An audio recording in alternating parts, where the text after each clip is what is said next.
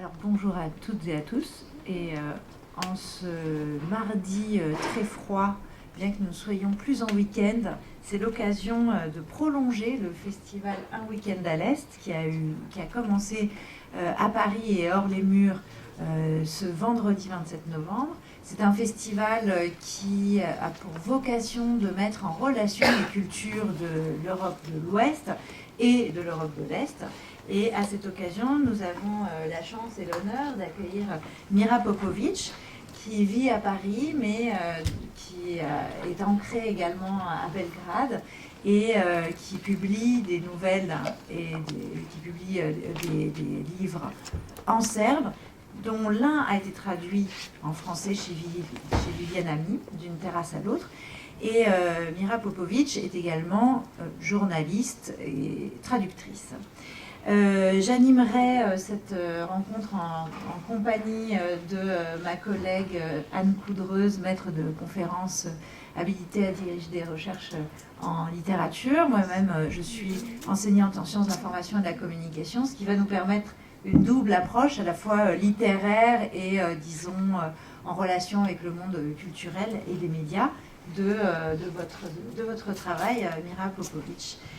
Alors, bienvenue. Et pour vous présenter un peu plus en détail, vous vivez à Paris depuis une quinzaine d'années, si je ne m'abuse. Un petit peu plus. Un petit peu plus, vous pouvez prendre le micro.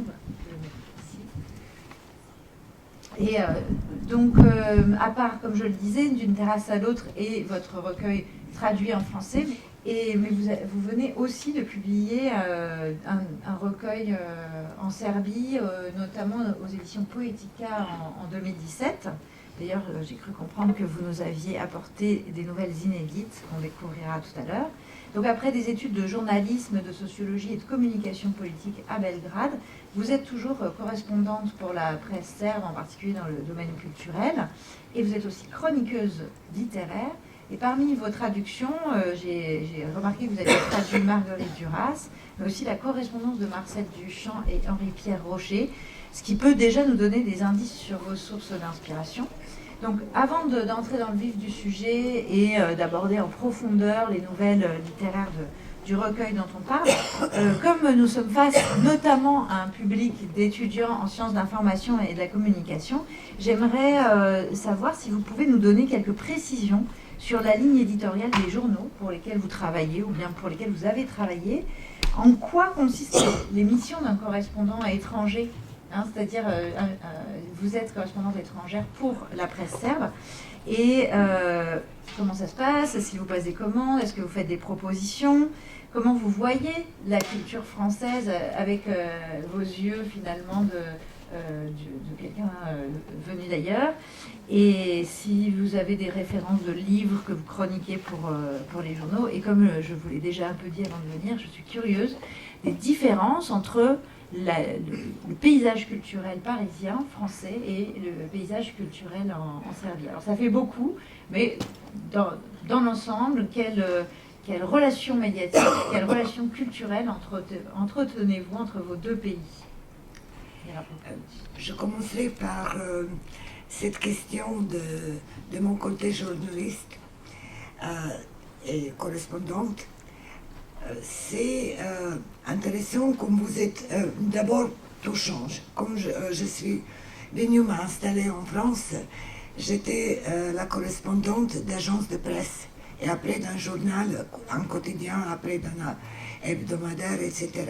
Mais là, c'était, je dirais pas une époque d'or de la presse, mais quand même, ce qu'on a écrit, c'était authentique, c'était, voilà, c'est le rôle de correspondant.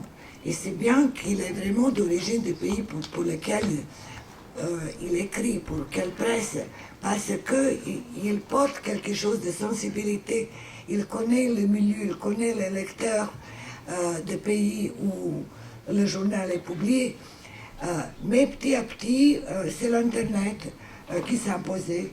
Et maintenant, il y a une sorte de blague que le meilleur journaliste est celle qui sort ou qui prend des nouvelles pardon, de l'Internet le plus vite, le plus rapidement. Donc pas sur le terrain, mais Ah, en non. ligne. Oui, en ligne. Donc c'est comme ça. Et c'est bien dommage parce que on n'a plus cet angle authentique d'un journaliste qui connaît le métier. Parce que moi, dans mon profession journalistique, j'ai jamais écrit des choses que je connais pas, des sujets que je connais Alors pas. par exemple, vous écriviez sur quoi? Comme j'étais la correspondante de l'agence, ça c'est clair. De Paris, j'étais obligée, c'est d'abord la politique et l'économie, la société que j'ai couvert. Et c'était 24 heures par 24 heures. Et petit à petit, heureusement que je me suis éloignée, je dirais franchement, j'ai perdu le travail d'un moment. Et là, ça m'est libéré. D'un côté, c'est pas vraiment une situation bonne, comme vous perdez le travail, mais j'ai gagné la liberté et le temps. Et donc vous continuiez d'être journaliste, mais en freelance, En freelance, c'est... en indépendante. Oui, oui. Et surtout sur les sujets qui sont plus proches à moi, c'est la culture, l'art. Donc vous avez chroniqué, par exemple, des expositions françaises ou des publications littéraires, ce genre de choses? Oui, oui, parce que vraiment je suis une admiratrice de l'art. Je pense que je la connais très bien.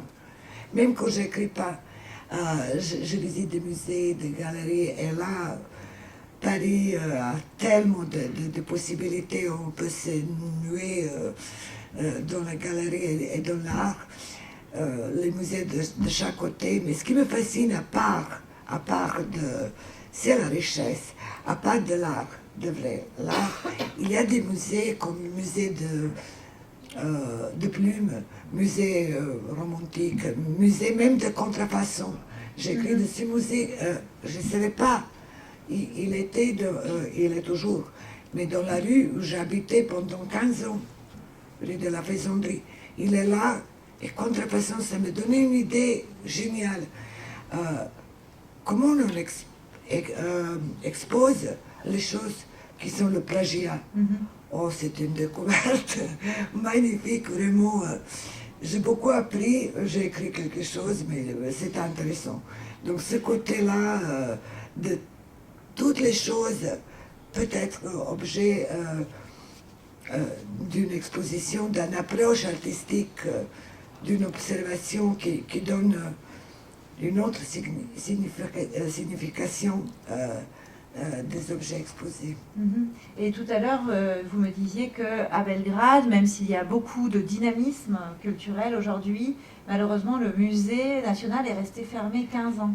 Oui, 15 ans, c'est pour le musée national et pour le musée de l'art moderne, qui est vraiment comme l'architecture, mais l'espace et ce qu'il a eu dedans, tous les deux d'ailleurs, c'est un endroit magnifique, comme le mec à visiter, et c'était comme ça. Mais ce qui est bien dommage, parce que moi je pense, et je réfléchis beaucoup sur la réception des œuvres, qui sont des livres, donc les œuvres littéraires, ou de l'art plastique, ou la musique.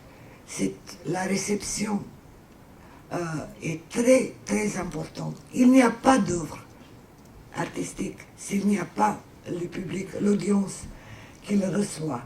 Donc, fermer les musées et les rester fermés sans proposer ou déplacer des tableaux dans les endroits, dans les galeries, pour une exposition temporaire, je pense que c'est vraiment quelque chose de très très mal et que toute une génération s'est privée.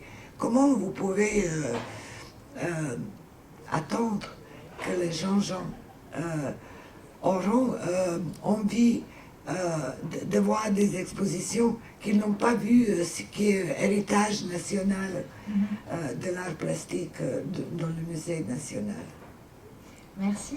Alors, après ce préambule, je propose on entre dans le recueil et comme il s'agit de nouvelles assez courtes, le mieux est peut-être de vous en lire une et ensuite d'en commenter le style et d'évoquer par la suite l'organisation du recueil, vos influences, etc.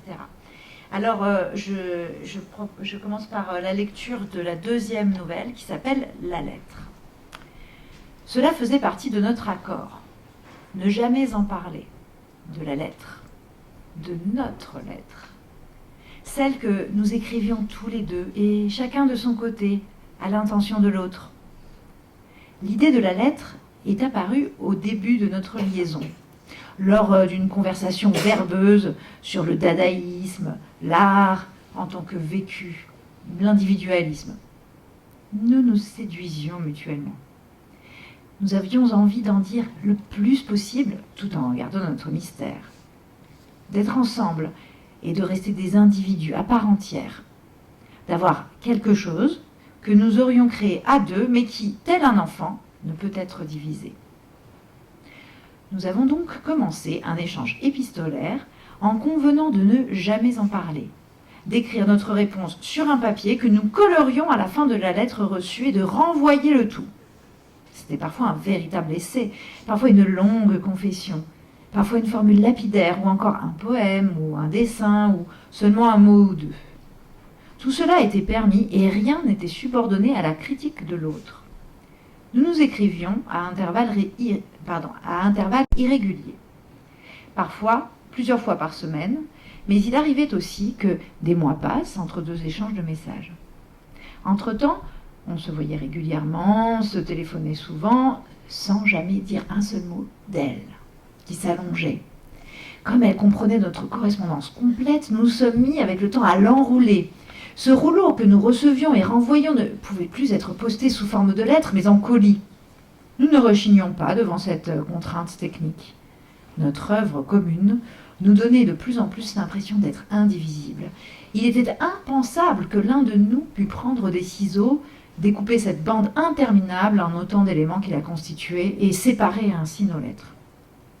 Cela faisait également partie de l'accord. Aucun de nous ne détiendrait les lettres de l'autre, ni ne nourrirait des regrets pour les siennes, mais chacun serait en possession de la totalité de la correspondance pendant le temps qu'elle se trouvait chez lui, avant de la renvoyer pour attendre un nouveau retour. Un jour, au temps où notre amour a commencé à donner des signes de fatigue, tandis que la lettre continuait à faire le va-et-vient entre nous, je suis allée voir Marco dans son appartement de la rue des Frères Jugovic. Qui, à la fin, gardera la lettre ? Ai-je demandé, en prenant mon courage à deux mains. Je ne sais pas de quoi tu parles, a dit Marco en souriant comme un voleur qui, pris en flagrant délit, croit en son alibi parfait. Quelle lettre ? Alors, vous voyez, le ton est donné, c'est un peu étrange. En même temps, il y a de la fantaisie. C'est une nouvelle à chute, sans pour autant que ce soit du roman policier. Et à travers cette lettre qui se développe, on a aussi une métaphore de l'écriture chez l'écrivain, bien sûr, de l'écriture littéraire. Et puis, il y a une évocation, même si c'est un peu ironique, du dadaïsme, un mouvement littéraire du début du XXe siècle qui joue avec les conventions, et notamment avec les conventions esthétiques. En plus, vous avez traduit des entretiens de Marcel Duchamp, alors on commence à se demander s'il n'y a pas des allusions à cette révolution artistique du début du XXe siècle qui consiste à briser les conventions. Et dans l'ensemble du recueil, qui s'organise en 3 parties, on a vraiment cette impression de légèreté, un peu ambivalente, mais souvent ludique, joueuse, qui s'efface, m'a-t-il semblé, progressivement, au fur et à mesure du recueil, au profit de scènes qui sont de plus en plus inquiétantes, avec des signes un peu étonnants, bizarres, difficiles à expliquer. Et d'ailleurs, la dernière nouvelle du recueil s'appelle « Le Cygne », et elle évoque la peur du narrateur ou de la narratrice face à des restes d'incendie on n'a aucun élément de contexte, on ne sait pas de quoi il s'agit.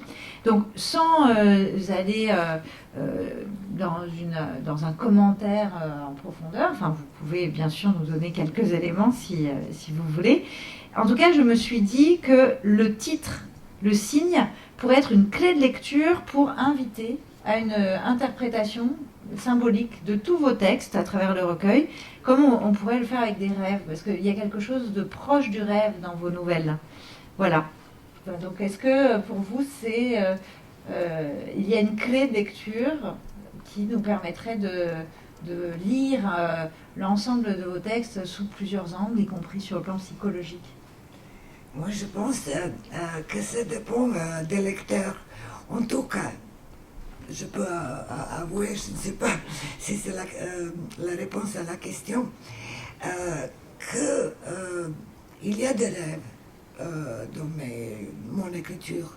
Il y a irréel, d'imagination, il y a tout ça, mais sachez que moi je pense que l'imaginaire c'est aussi une réalité. Donc, comme les surréalistes. C'est la clé. Si je peux dire, c'est la clé. Et je pense et j'espère que je réussis quand j'impose ces éléments fantastiques. C'est pas rationnel, c'est pas ma décision de le faire. C'est vraiment quelque chose de mon poétique. Ça, je n'ai pas le contrôle dessus. Mais je pense que je réussis de dire les choses fantastiques ou rêvées, irréelles, d'une manière comme c'est tout à fait naturel. Et je laisse au lecteur de comprendre ce qui est réel. Par exemple, de cette nouvelle que vous avez lue, moi je peux vous dire que c'est tellement réalistique. C'est quelque chose que j'ai vécu. C'est vrai? Mais c'est vrai. Voilà, donc il y a des choses dans la vie, mais inexplicables. Oui, inexplicables. Il y a beaucoup d'absurdes, etc. Mais c'est l'écrivain comme un artiste qui observe. Et si quelque chose, sa sensibilité, il voit autrement. On peut être dans la même situation, même endroit. Et moi, je vois des choses. J'aperçois et je vois quelque chose qui m'inspire d'écrire. Peut-être que dans les choses, disons, ordinaires. Là, c'est pas tout à fait ordinaire, mais ça j'ai vécu. Et après, comme je suis ravie que vous avez ressenti qu'il y a quelque chose de fantasme dedans. Oui, peut-être on toujours rajoute, on ne peut pas contrôler l'écriture. Ça nous échappe. Mais ça, c'est aussi une histoire vraie. D'accord, donc il y a un peu un mélange. Alors, dernière question pour moi avant de passer la parole à ma collègue. Vos nouvelles sont organisées en 3 parties. La première s'intitule Un gris presque noir. La dernière, Bain de clair de lune, et entre les deux, il y a la partie qui donne son titre au recueil, D'une terrasse à l'autre. Comment avez-vous agencé toutes ces nouvelles comment avez-vous choisi l'ordre? Parce que, est-ce que vous avez écrit ces nouvelles dans l'ordre, ou bien vous les aviez un peu éparpillées, puis après vous les avez réorganisées? Est-ce qu'il y a un sens, un fil rouge? Oui et non. La plupart de ces nouvelles sont publiées d'abord en Serbie, dans un recueil qui s'appelle Belgrade-Paris. Et il est déjà organisé en 3 parties. Et l'autre recueil d'où j'ai pris aussi quelques nouvelles s'appelle L'Harmonie. Et il y a une nouvelle qui est aussi dedans. Pourquoi 3? Ce n'était pas tellement difficile parce que pendant que j'écrivais, publiais, etc., soit dans les magazines littéraires, soit dans les bouquins, j'ai compris qu'il y a en gros 3 sortes de poétiques que j'exploite et qui sont tellement différentes. Et un livre, c'est pas juste pour ajouter une nouvelle après l'autre, il faut le bien organiser. Mais comme vous avez très bien remarqué, ce qui est en première partie, ça n'a rien à voir avec ce qui est, par exemple, au troisième. Et je ne voulais pas que mon livre n'est pas structuré autant que je voulais le représenter comme mon écriture. Ce sont comme les échantillons, une sorte des échantillons de mon écriture. Plus ou moins, je voyage entre ces trois parties. Je ne sais pas laquelle est le plus proche. Mais ce qui est au milieu, peut-être, c'est moi que j'exploite. Mais là où sont les personnages qui sont un petit peu décalés, avec un grain de folie, ce que je pense que chacun parmi nous, y compris moi, que nous portons en nous, il n'y a pas une normalité absolue. Ça, c'est proche à moi. C'est comment je vois le monde, parce que sans ça, on ne peut pas survivre. Voilà, c'est ça. Et le dernier qui est plutôt de fantastique ou des petits détails où je donnais un petit peu des rêves et avec en douceur j'ai essayé de montrer que ça pouvait être aussi une réalité même irréelle. D'accord. Ce qui est aussi paradoxal, ce que j'ai dit. Donc on bascule d'une réalité avec des aspects irrationnels vers du rêve avec des morceaux de réalité d'une certaine manière. Oui, c'est trans. D'accord. Eh bien, merci pour cette entrée en matière et je laisse donc la parole à Anne pour la suite. Oui, alors Mera Popovic, j'aimerais vous interroger d'abord sur vos influences littéraires. Vos nouvelles sont parfois très courtes, on l'a vu, marquées par une forme d'absurde, de décalage, d'humour ou de mélancolie. Et je voulais savoir quels sont vos modèles dans l'art de la nouvelle. Accepteriez-vous d'être présentée comme une héritière de l'univers de Kafka et de son œuvre? Et de quels autres auteurs vous sentez-vous proche? Oui, d'abord pour Kafka, je suis d'accord. Mais, vous savez, l'influence n'est pas tellement directe. Je vous remercie de mentionner Kafka et je vois qu'ici, après la publication du livre, qu'il y avait des critiques qui ont aussi trouvé ces éléments de Kafka. Mais franchement, je n'écris pas en avoir de ma tête ni de mon cœur à l'écriture d'un auteur. Mais les influences sont parfois indirectes, parfois éloignées, parfois on n'est pas vraiment conscient. Mais j'aime beaucoup Kafka. Et je l'aime autant. Bon, c'est quelqu'un qui est dur. Chez moi, il y a quand même un petit peu d'humour. Chez lui aussi, d'ironie, mais c'est peut-être plus léger que Kafka. Mais je l'apprécie à tel point que maintenant je suis en train d'écrire un roman, en tout cas quelque chose de plus large et plus long que des nouvelles, ou un des personnages de Kafka. Ah ben voilà. Voilà, c'est ça. Et les autres, parce que je suis nouvelliste, et il y a des... J'ai vraiment... je regrette qu'ici en France, il n'y a pas tellement d'intérêt, au moins que pour les nouvelles. Au moins, ce sont des éditeurs qui s'excusent pour ne pas publier, qu'il n'y a pas d'intérêt. Pourtant, moi, je pense qu'il y a un grand intérêt dans un pays de Maupassant, qui m'a inspiré aussi.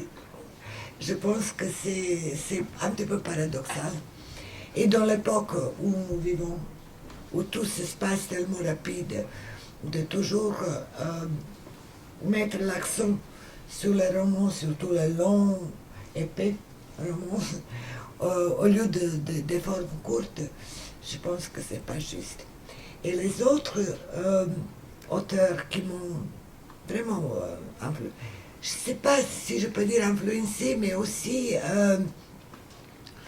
poussé d'écrire, c'est Hemingway avec les aventures de Nick Adams, parce que c'est simple, c'est tellement simple. Et tout, Joyce avec les gens de Dublin, voilà, la littérature comme ça, de contemporaine, comme, bon, il est mort aussi, mais Carver, qui est un novelliste impeccable, qui n'a pas beaucoup écrit, mais qui me aussi donne un espoir, parce que tous les gens me demandent quand est-ce qu'on verra un roman. Bon, je l'écrirai et je finirai avec mon devoir.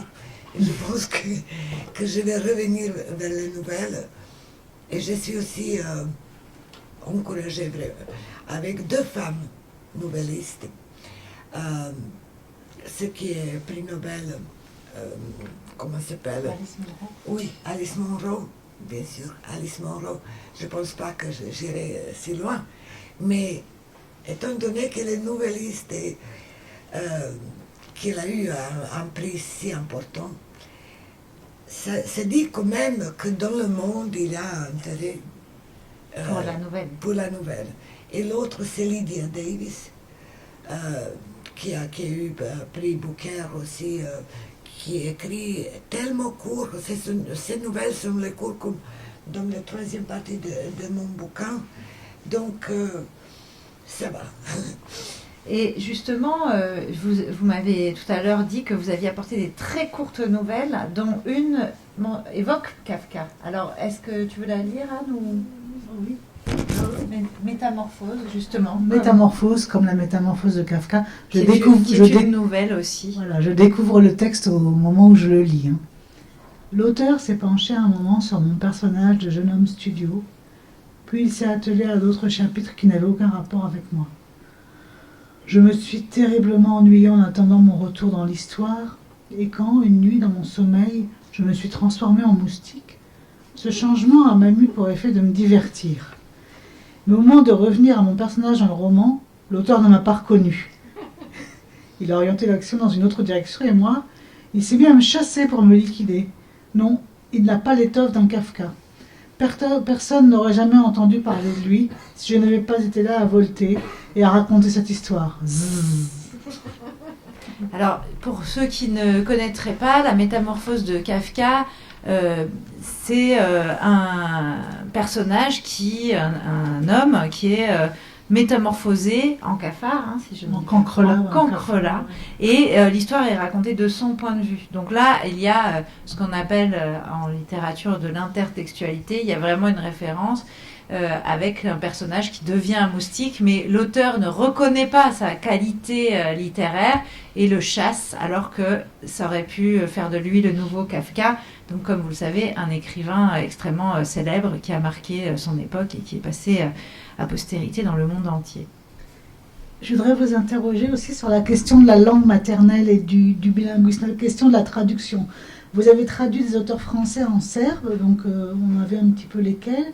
Mais pourquoi du coup avoir confié la traduction de votre recueil de nouvelles du serbe en français à Goško Glugić et ne pas avoir traduit vous-même vos textes, puisque comme l'indique la 2e partie de votre recueil qui donne son titre à tout le livre, d'une terrasse à l'autre, Belgrade et Paris sont vos 2 patries. Quelle est l'influence de votre bilinguisme sur votre écriture? Là, je pense que ça serait peut-être plutôt à des critiques de le dire qu'à vous-même, mais peut-être vous en avez conscience de ce bilinguisme, c'est quand même assez exceptionnel, un écrivain bilingue. Plus généralement, de cette inscription dans 2 pays et dans 2 cultures. Qu'est-ce que ça produit sur votre écriture, cette dualité des langues et des cultures? D'abord, je pense que ça m'a enrichi. Ça m'a enrichi d'avoir 2 patries, de communiquer en 2 langues. Tout ça, c'est une richesse. Pourquoi j'écris à ma langue maternelle? Je pense que la langue, surtout la langue où vous avez commencé à parler, où vous avez rencontré votre premier amour, où vous avez lu les premiers livres, tout ça, c'est important. Et je vois la langue comme une maison, et je ne la quitterai pas. Bon, je peux écrire en français, mais comme vous voyez, j'ai un accent. En parlant, peut-être j'irai aussi.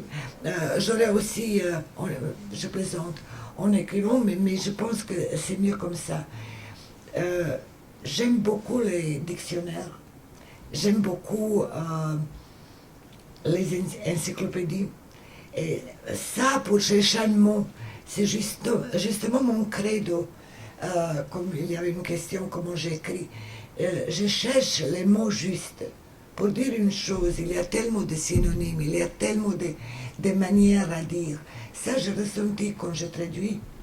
Je traduis pas tellement, mais quand même, comme vous avez mentionné toutes les deux, j'ai traduit des auteurs français.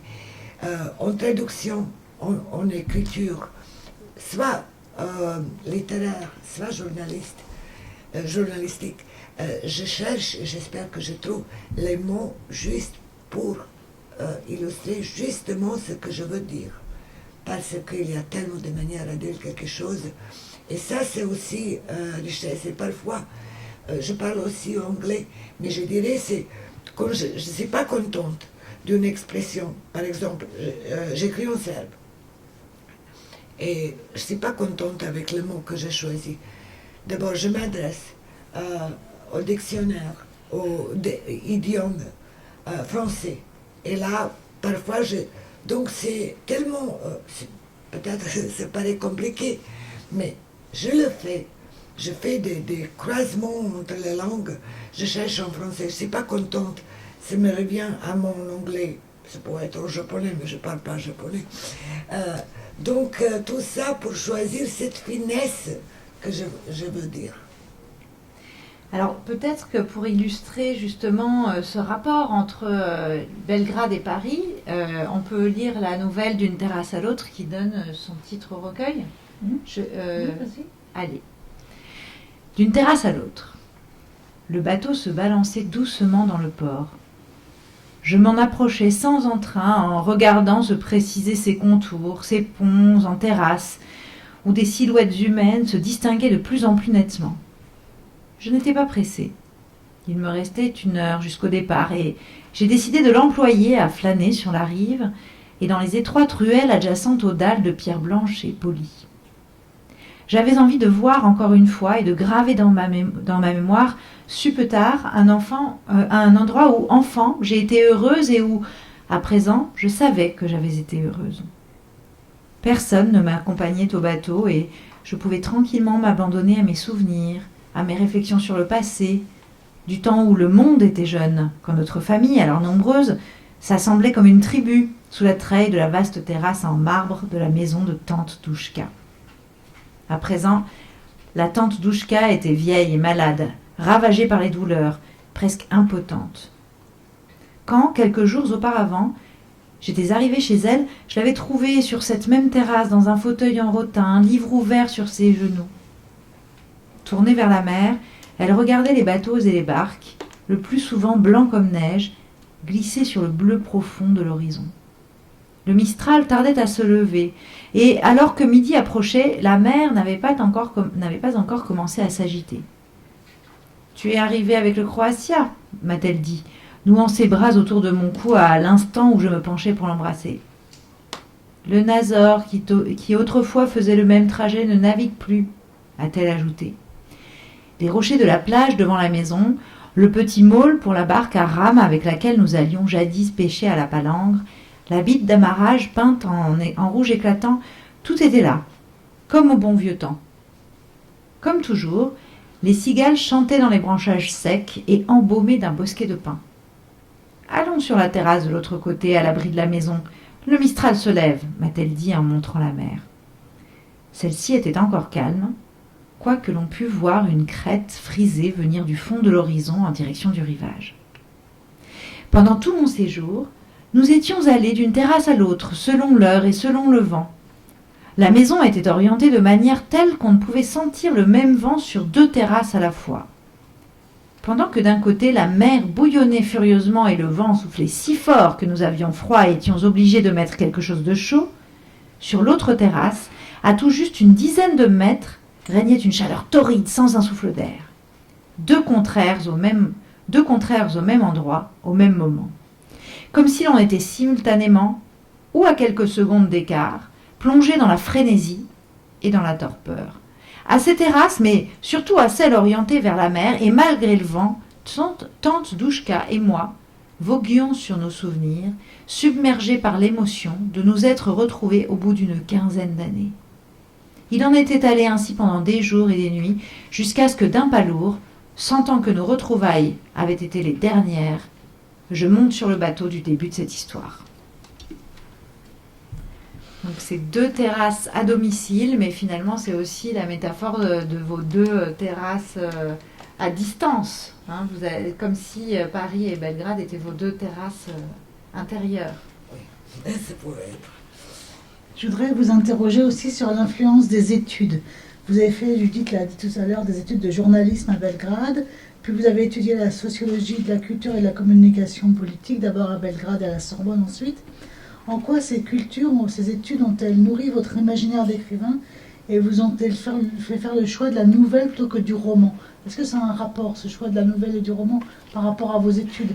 Justement, où vous avez peut-être appris à écrire des textes courts, à viser un effet assez concentré. Est-ce que ça a eu une influence sur le choix de la nouvelle? Je me suis demandé. Oui, je peux le dire. Surtout, pas les études autant que déjà la pratique d'être journaliste. Parce que, et surtout le journaliste d'agence de presse, parce que là-bas la forme est courte et il faut avec peu de mots dire beaucoup. Déjà ça.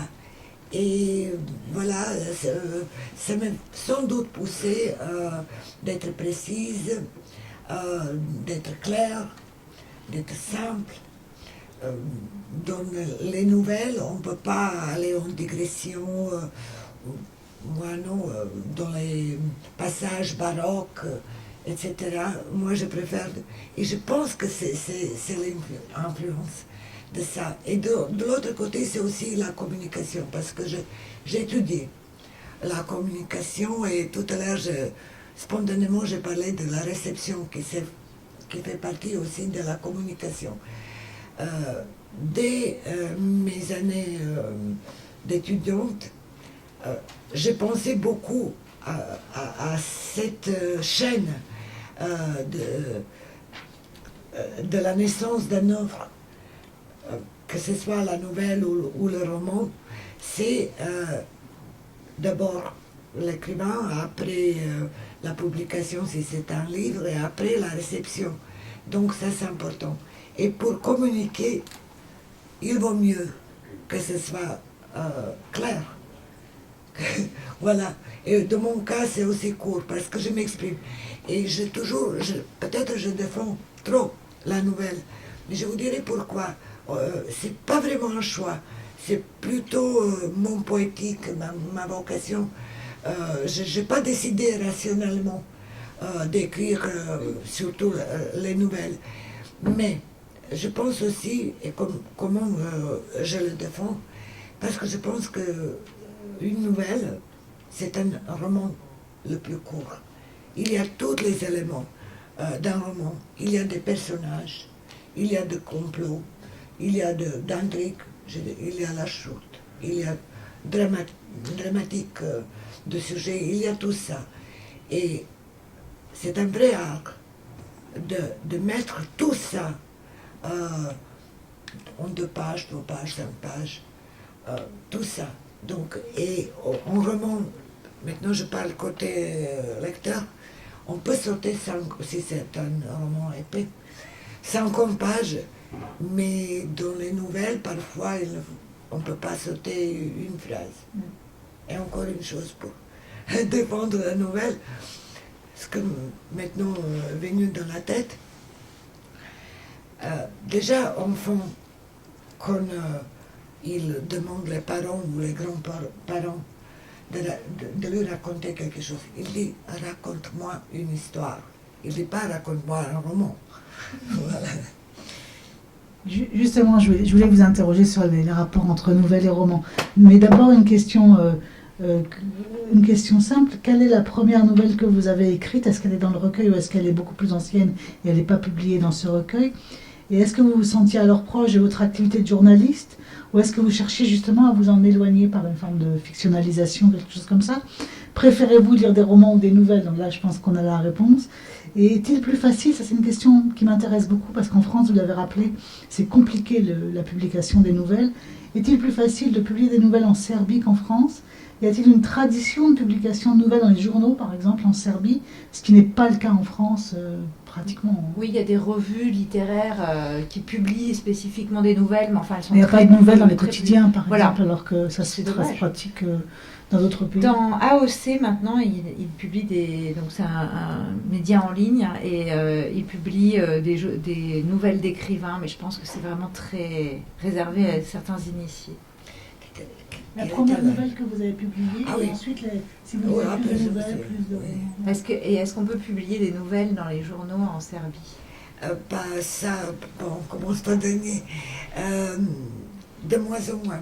Il y a des revues littéraires comme Voilà. ici, là oui, mais qui lit ça? Oui, on a le même Qui problème. lit ça? On a le même problème. Donc c'est ça, il y avait dans un quotidien qui était à l'époque, maintenant il est aussi très fort, mais il était à l'époque le quotidien principal, genre Le Monde, ici en France, qui a publié chaque dimanche une nouvelle. Et pas c'est disparu aussi. Et je me souviens, déjà c'est un calvaire, comme tout à l'heure j'ai parlé de journalisme et de l'Internet, c'est aussi avec les journaux. Quelqu'un m'a parlé de Belgrade, qu'une de mes nouvelles a été publiée dans ce journal politique de dimanche. Moi, j'essaie ici à trouver, il n'y avait pas de journaux, même l'ambassade n'est pas reçue. Donc c'est perdu. Maintenant, cette page n'existe pas. Voilà. Et alors, pour répondre à ce que demandait Anne, vous, la première nouvelle que vous ayez Oui. écrite? Je ne me souviens pas tout à fait, mais une parmi les nouvelles, elle est dedans. Le carnet, C'est la première? oui, je crois. Et je me souviens bien de la réception. Les gens ont dit qu'elle est formidable et j'ai voulu l'inscrire, surtout parce que il y a dedans un message sur le carnet que je pense toujours, c'est un objet pas fétiche, mais très utile. Mes chers étudiants, si vous écrivez, je vous conseille d'avoir pas le téléphone mobile, même si vous êtes très habile de l'utiliser, mais un petit carnet pour noter. Là, le personnage est un petit peu décalé, mais c'est vrai que ça aide beaucoup. Quand vous notez vos pensées, vos observations, quelques vers, une esquisse de ce que vous allez écrire, etc. Ça aide beaucoup.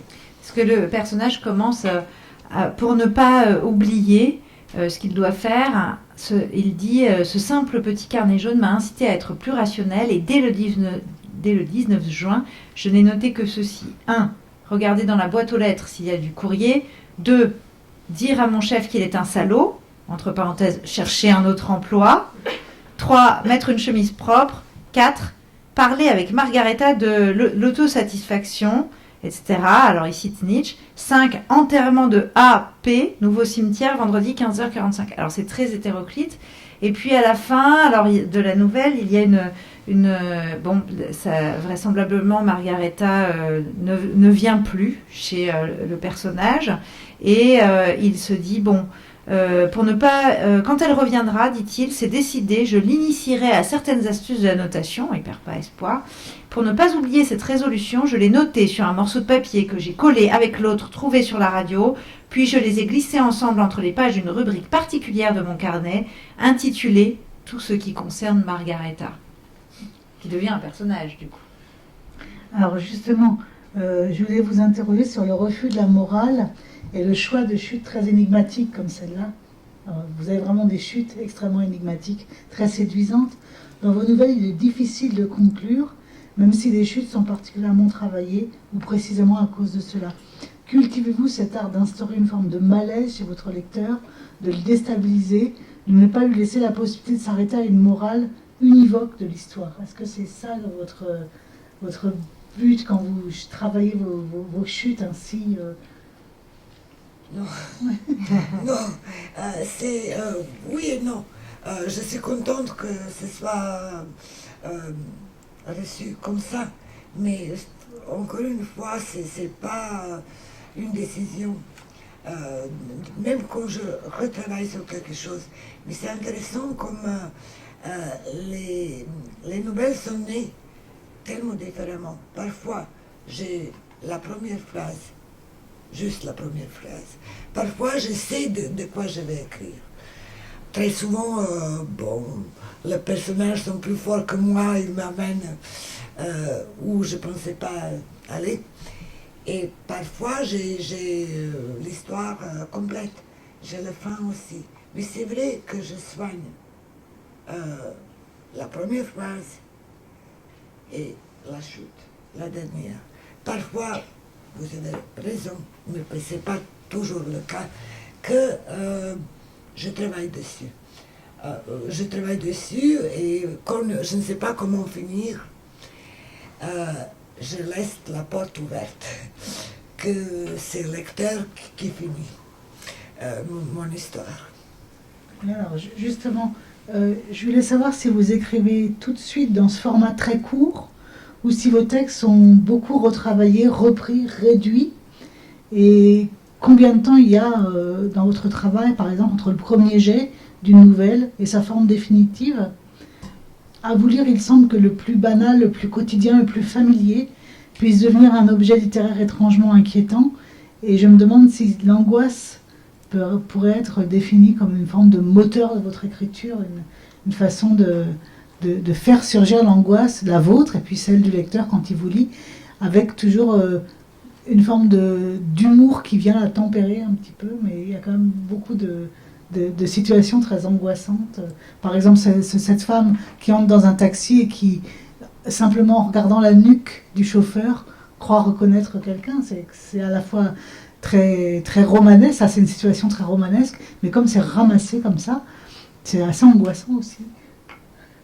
Oui, comme dans la vie, comme c'est dans la littérature, on transforme ça dans l'écriture, dans la littérature, mais c'est comme ça. Donc, je ne suis pas consciente de ça quand j'écris. Ça se transforme et maintenant c'est dans l'air, comme ça, je suis contente. Mais je suis pour rien dedans. Voilà, c'est aussi pour l'absurde. J'ai dit qu'on vit l'absurde aussi, c'est une réalité. Donc, il ne fallait que décrire ce que je ressens, ce que je vois, et c'est ça angoisse, c'est ça. Et alors, est-ce que vous retravaillez beaucoup vos textes, ou est-ce que ça vient dans cette forme assez parfaite quand même du premier coup, quoi. Ça, je suis assez intéressée par. Et où est-ce que vous reprenez beaucoup pour arriver à cet équilibre savant que sont chacun de vos textes oui. D'abord, je vous remercie pour ce accueil, parce que oui, je retravaille, mais c'est aussi différent d'une nouvelle à l'autre. Mais ce que je pense que c'est très important, surtout pour quelqu'un comme moi, qui veut que ce soit précis, clair, avec une finesse, qui cherche des mots, qui est capable de perdre une journée pour une virgule. Ça, c'est pas détailliste dans ma vie, mais là, j'avoue que oui. Donc, oui, je travaille. Mais ce qui est important chez moi, peut-être c'est aussi chez les autres écrivains, c'est une distance. D'abord, il y a ce qui est premier jet. Après, je laisse reposer ce que je fais. Après, je le travaille. Et ce qui est aussi important, s'il y a quelqu'un qui lit, avant que vous publiez, un lecteur privilégié et honnête et critique, soit si je le manque, je lis parfois des passages à haute voix pour entendre comment ça sonne, parce que le son est aussi très important des phrases. Et c'est aussi le travail de l'éditeur, non? L'éditeur vous fait retravailler aussi ou pas? Non, il prend tel quel. Là, je suis flattée. Je peux vous dire que c'est tellement pas travailler après. Parce que je sais qu'il y a ce qui est tout à fait normal, peut-être ça m'arrivera et je ne serai pas complexée d'après retravailler, mais c'est vraiment intéressant ici en France, comme en Serbie, on me toujours félicite comme je donnais un cadeau, parce qu'il n'y a pas trop de travail après. Moi, aussi pour moi, c'est un cadeau parce que, je ne sais pas, peut-être je suis trop classique, peut-être je suis timide, mais si quelqu'un me dit qu'il faut tout réorganiser, même s'il a accepté de publier, et qu'il faut jeter des choses, qu'il faut ajouter des choses, je ne pense pas que ça me rendra heureuse. Alors, merci beaucoup. Moi, je n'ai plus de questions à poser, mais peut-être qu'on pourrait lire certains extraits encore, ou bien, comme on a eu une rencontre très riche et on est entré dans les détails de la création littéraire, on a même eu un conseil aux jeunes écrivains qui sont parmi vous d'avoir un carnet, et c'est un très bon conseil. Même quand on est moins jeune, on peut avoir un carnet. Peut-être vous avez des questions à poser à Mira Popović, profitez-en. Vous avez quelqu'un qui est là dans la création, en chair et en os devant vous, qui peut vous répondre. Et puis peut-être que vous aurez envie, dans un second temps, de lire ces nouvelles que vous avez ici à votre... Vous pouvez vous procurer un exemplaire qu'elle vous dédicacera sans doute. Donc n'hésitez pas à poser des questions, ne soyez pas timide. C'est vraiment une occasion pour vous importante de rencontrer quelqu'un qui est dans la création littéraire. Et vous pouvez aussi poser des questions sur plus généralement la dimension culturelle, la double culture, sur le métier de journaliste aussi. N'hésitez pas. Il y a un micro qui peut vous être transmis.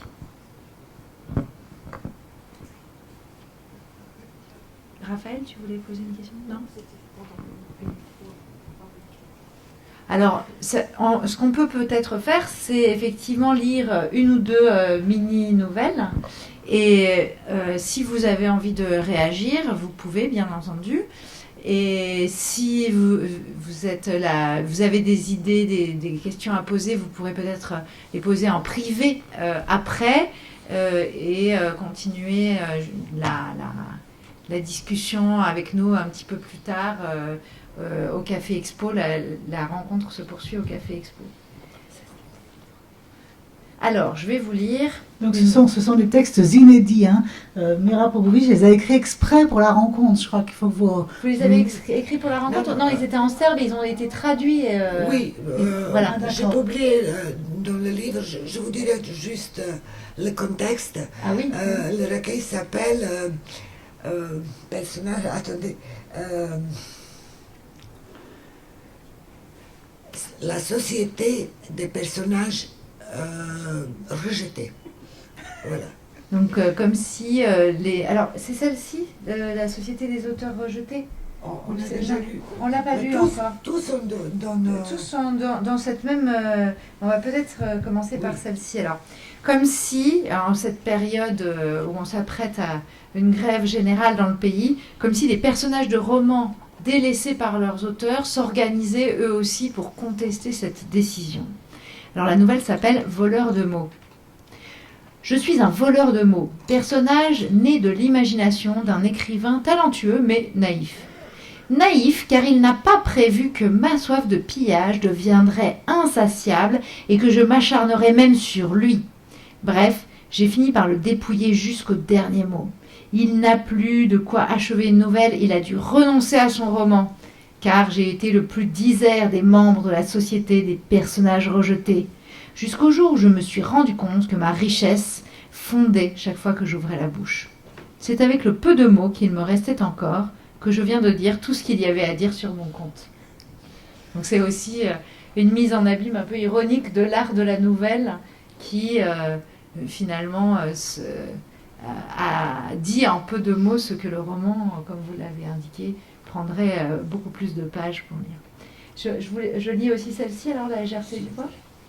Très bien. La légèreté du poids. Regardez-moi, vous allez tout comprendre. Je suis bien enrobée, mais vous ne pouvez pas ne pas le reconnaître. Toutes ces rondeurs et la légèreté avec laquelle je porte mon poids ont du charme. D'après l'auteur, mon mari me trompe. Ah, je me console en mangeant. Or, j'ai découvert qu'il y avait d'autres consolations que la nourriture.